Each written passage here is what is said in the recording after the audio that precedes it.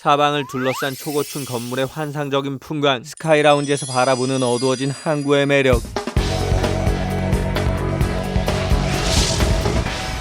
안녕하세요, 동캐플렉스의 동캐십니다. 59층에 213m, 대한민국에서 높이로 4등 초고층 호텔이 생겼습니다. 첩보 영화에 나올 것 같은 거대한 디자인, 배경은 고즈넉한 항구, KTX역에서 걸어서 10분이면 도착을 하는 이곳은 어디? This is Busan Station. 한때 제가 부산 출장을 꽤나 자주 왔었는데요. 그때마다 아쉬웠던 점, 부산역 가까이에 괜찮은 호텔이 적다는 거예요. 그리고 드디어 2026년 부산항 국제여객터미널 바로 옆에 근사한 트윈타워가 올라갔고 그곳에 신상 호텔이 생겼습니다. 이름도 근사한 마티의 부산 하버시티. 오늘도 100% 내돈 내산으로 동캔 요원이 이쪽으로 파견됐는데 장점과 단점들을 수집해보고 마지막엔 예약 꿀팁과 대가족을 위한 비밀까지 소개해볼게요. 분명히 이 호텔은 KTX 이용이 유리하지만 저는 부산행 기차표 끊기 실패. 오늘은 저의 베스트 파트너인 랭글러와 함께 호텔로 침투했어요. 주차는 지하구역 60번에 대면 프론트로 올라가기 가장 좋습니다.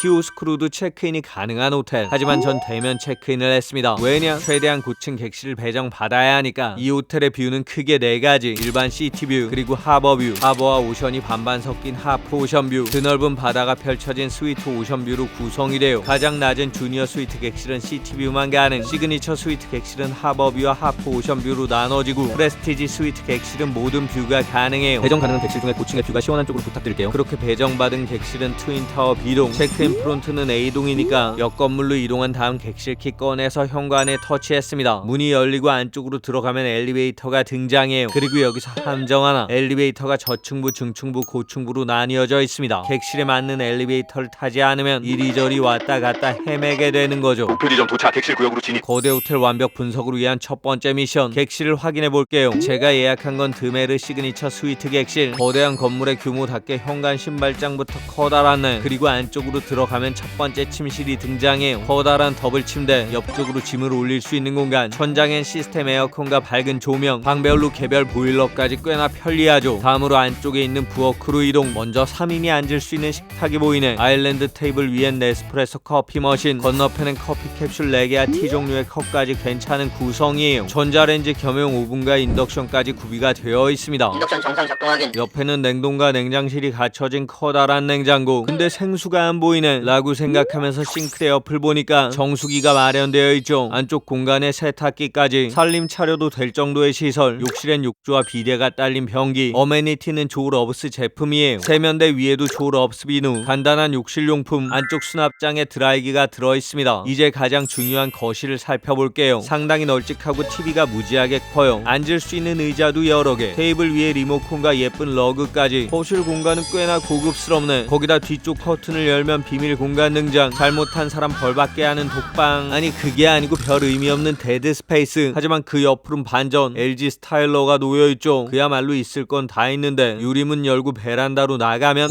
이게 바로 하프 오션뷰. 항구와 바다가 함께 보이는 전망이 근사해요. 무려 부산항 국제터미널과 크루즈부두, 고래만한 배들부터 커다란 아파트만한 크루즈까지 장난감처럼 정박해 있는 부산항의 고즈넉한 분위기가 멋있습니다.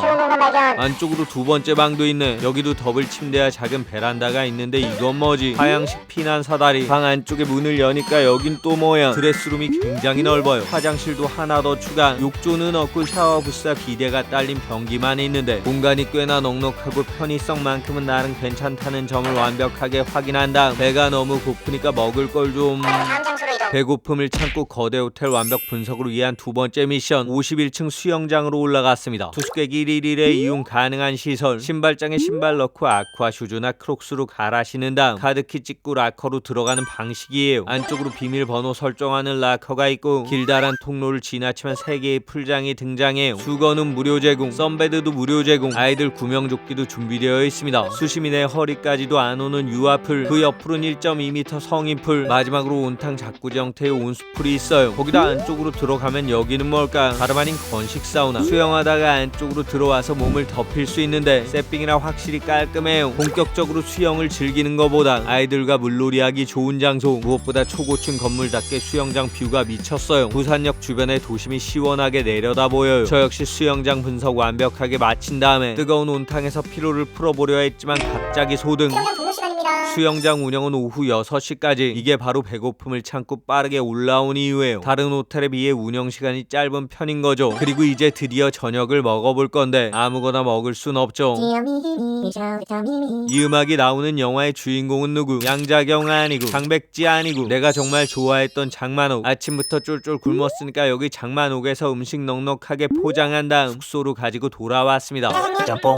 사실 마파도 우밥 먹고 싶었지만 당일 매진, 짜장면도 재료 소진, 인기가 보통이 아니에요. 하지만 상관없습니다. 이곳의 핵심은 요리예요. 자, 이제 포장해온 요리를 하나씩 꺼내서 접시에 옮겨 담아 보려는데 어라, 식기류와 조리도구가 없네. 프론트에 얘기를 하면 올려주신다고 하는데 이거 전화기는 왜 안 돼? 여기서 동캐 꿀팁. 현관 앞에서 일괄 소등 버튼 누르는 게 필수. 그리고 방에서 컨센트 버튼을 눌러야 전원이 들어와요. 그렇게 힘겹게 전화 연결. 조리도구 좀 이쪽으로 올려주시겠어요? 네, 비용은 22,000원인데 괜찮으시겠어요? 이게 호텔의 비밀. 추가 비용을 내야 주방 집기를 객실로 올려주세요. 즉 레지던스형 객실이지만 돈을 내야 취사룸으로 변신을 할 수 있는 거죠. 다행히 1박에 22,000원은 아니고 한 번 대여에 22,000원. 연박 시엔 한 번만 결제를 하면 돼요. 그래도 뭔가 살짝 아쉬운 기분. 취사 도구 받았는데 칼이랑 가위도 없네. 프라이팬과 몇 가지 조리도구, 그릇과 접시, 냄비 하나와 수저 세트, 설거지 세제와 손바닥만한 일회용 수세미까지. 아니 이걸 22,000원 받기엔 너무. 암튼 먼저 유린기 등판, 간장 소스가 촉촉하게 밴 닭튀김에 청양고추까지 모양새 근사하죠. 꿔바로 오는 접시에 담는 순간 향긋한 레몬향이 올라와요. 마지막으로 오향장류, 고기와 오이에 마늘과 청양고추, 그리고 오리알까지. 이 정도면 4인이 먹어도 넉넉한 양이에요. 와, 돈 좀 들었겠네. 그렇지 않습니다. 고추 유린기 16,800원, 꿔바로 15,800원, 오향장육이 18,900원, 다 합쳐서 51,500원. 제가 전국의 중국집 정말 많이 다녀봤는데 가성비 하나는 확실해요. 물론 가성비는 맛이 좋아야 하는 거죠. 꿔바로부터 한 입 먹어봤습니다. 살짝 식었지만 맛있어요. 소스에 절여진 레몬이 감칠맛을 더해줘요. 다음은 유린기, 고추와 양배추까지 올려서 한 입 먹었는데 분명히 맛있지만 제가 의정부 아일랜드 캐슬 영상에서 보여드렸던 랑차이만큼 맛있진 않습니다. 나도 한번 먹어보라고. 복병 오향 장육 등장. 오이와 청양고추에 마늘과 오리알까지 얹어서 한 입. 와, 이거 미쳤네. 제가 이 식당에서 오향 장육은 처음 먹어봤는데 모든 재료가 조화롭고 고기 양도 엄청나게 많습니다. 역시 연기는 장만호. 아니 부산 중식 가성비는 장만호. 저녁 식사 완료. 디저트 경로 개방. 밥을 먹었으니까 이제 거대 호텔 완벽 분석을 위한 세 번째 미션. 51층 스카이 카페 라운지를 살펴볼게요. 이곳에 카사부사노란 커피숍이 들어와 있습니다. 부산에서 꽤나 유명한 커피 전문점. 만약 예약 시에 카페가 포함된 패키지를 선택하면 여기서 차나 디저트를 즐길 수 있어요. 근데 만약 패키지를 선택하지 않았으면 따로 돈 내고 메뉴를 주문할 수는 없습니다. 저는 시그니처 메뉴 아몬드 크림 라떼 그리고 치즈 케이크 하나 주문했는데요. 먼저 케이크부터 한 입. 이건 저도 알고 여러분도 아는 바로 그 치즈 케이크 맛. 다음은 아몬드 크림 라떼. 커피 위에 크림과 아몬드까지 넉넉하게 올라가 있는데 과연 맛은? 오, 나쁘지 않아요. 게다가 이 커피가 더 맛있게 느껴지는 이유는 사방을 둘러싼 초고층 건물의 환상적인 풍광, 스카이 라운지에서 바라보는 어두워진 항구의 매력. 이 분위기에 취해서 그대로 잠들고 싶지만 그럴 수 없는 이유는 뭐냐? 저녁을 너무 많이 먹었으니까. 피트니스 미션 시간. 마티의 하버시티에서 절대 빼먹으면 안 되는 공간. 거대 호텔 완벽 분석을 위한 네 번째 미션. 피트니스 센터를 만나러 가볼게요. 방으로 가서 환복 후에 51층 도착. 역시나 카드키 찍고 안쪽으로 입장하면 오, 이렇게 넓어. 제가 웬만한 5성급 호텔 피트니스 다 가봤지만 규모 면에서 뒤지지 않아요. 유산소, 근력운동, 거기다 인바디 검사 기계까지 잘 갖춰져 있어요. 저 역시 저녁 먹은 것들 운동으로 다 태워버리고 나서 호텔 앞 분수에서 고층 건물의 거대한 풍광을 바라본 다음 다시 고층 건물 위에서 근사한 항구까지 구경하다가 그대로 실신. 다음날 아침이 밝았습니다. 배들이 항구를 떠날 준비를 분주하게 하는 중인데 저 역시 지체할 틈 없이 1층으로 내려간 다음 프론트가 있는 A동으로 이동. 엘리베이터 타고 2층으로 올라갔습니다. 복잡하게 어디로 가는 거야? 거대 호텔 완벽 분석을 위한 다섯 번째 미션. 조식을 확인해 볼게요. 2층에 있는 라메르 레스토랑에서 아침 식사가 가능한데 사전 예약으로 할인 받으면 24,000원. 가격이 생각보다 저렴하죠. 그러면 맛은 어떨지? 연어와 병아리 콩 샐러드, 단호박과 게살 샐러드까지 무난한 맛이에요. 비빔밥도 평균은 해주는 맛. 하지만 직접 국물을 부어 먹는 우동은 많이 아쉽고 반찬류는 그냥 잘 나오는 직원 식당 느낌. 커피 맛은 생각보다 괜찮았지만 빵은 기성품이라 실망스러웠어요. 이런 상황 대비했나? 완벽하게 대비했습니다. 어제 장만옥에서 중국 음식 사오는 길에 몰래 사와서 냉장고에 넣어둔 비밀병기. 여기는 부산하면 뭐다? 돼지국밥이죠. 미슐랭 빅구르망 돼지국밥이 부산역 근처에 두 군데나 있어요. 하나는 식당 안목, 또 하나는 정직간. 저는 먼저 안목으로 들어갔었는데 죄송합니다. 오늘 재료 소진으로 일찍 마감했습니다. 그래서 정직간으로 출동. 시그니처 메뉴 의성 마늘국밥 하나 포장해 왔어요. 근사한 돼지국밥 정식. 무엇보다 고기 양이 굉장히 넉넉한데 잡내 없이 맛있습니다. 그리고 이 식당의 가장 큰 매력은 깍두기. 적당히 익어서 국밥에 딱이에요.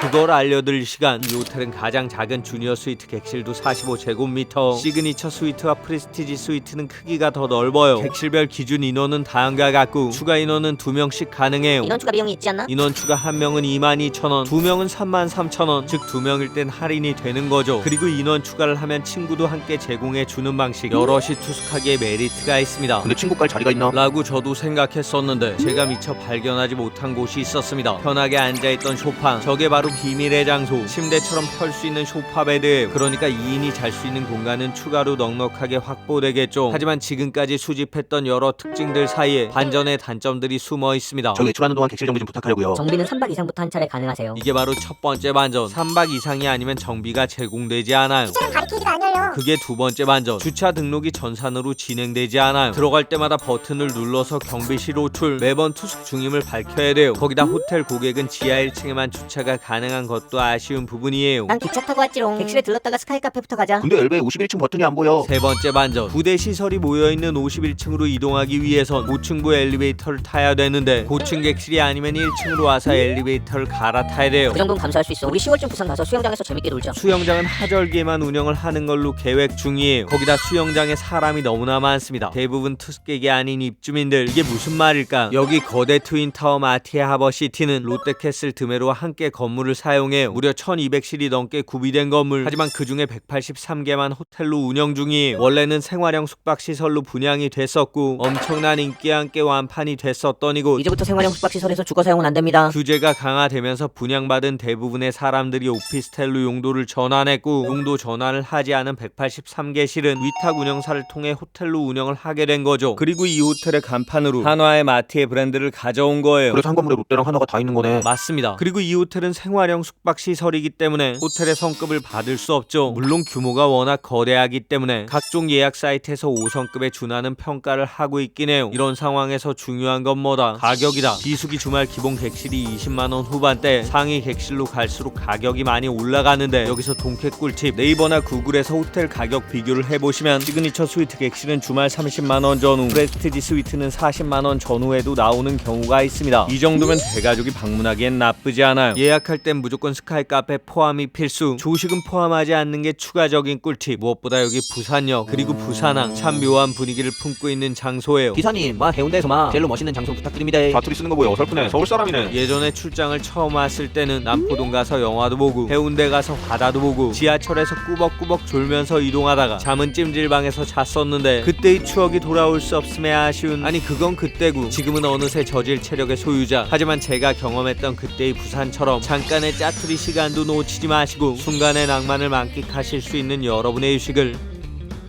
제가 응원하겠습니다. 파이팅입니다.